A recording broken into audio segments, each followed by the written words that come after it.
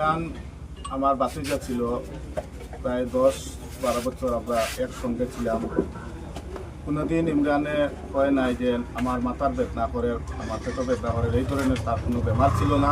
কোনোদিন একটা ট্যাবলেটও খায় নাই। আমার লইয়া প্রায় দিন গৌহাটি দিয়েছে, আমার নিজেরাই ডাক্তার দেখাইছে, কিন্তু তার কোনো বেমার নাই, সে নিজে ডাক্তার দেখাইছে না। এরকম প্রায় দিন হয়েছে। আমার প্রশাসনের কাছে এটাও আবেদন, এটাও অনুরোধ যে এই দিন গুমর ট্যাবলেটটা যে খাওয়াইছে, এই প্রেসক্রিপশনটা কোথায় পাইলো, কই পাইলো, কি ধরনের গুমর ট্যাবলেটটা খাওয়াইলো, তার কি বেমার, এটা তার মরাটা কোনো অবস্থায় আমরা মানিয়ে নিতে পারি না, মানি না। আমি কিছু বলতেও পারবো না, আমার বলা আসে না। যে যেদিন মারা গেছে এদিন রাত্রে 12:20 আমার লগে আলাপ করছে যে চাচা কালকে সকালে আপনার এখানে আইয়া আমি আপনার ঘুমতনে চালাইমু, আপনার এখানে আইয়া আমি চা খাইমু, খাইয়া আপনারে লইয়া একখানে আমরা বিচারও যেতাম, বিচারও যাওয়ার জো আসলো, ওখানে যেতাম আসলো।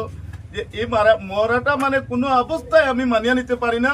যে হঠাৎ করে সকালে যে সময় মরার খবর শুনছি, আমি নিজে অচেতন হয়ে গেছি।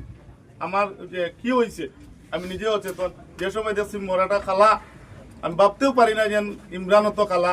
10-12 বছর একসঙ্গে চলছি, কোনোদিন একটা ট্যাবলেটও খায় নাই, কোমরের বেদনাও কয় নাই, মাথার বেদনাও কয় নাই।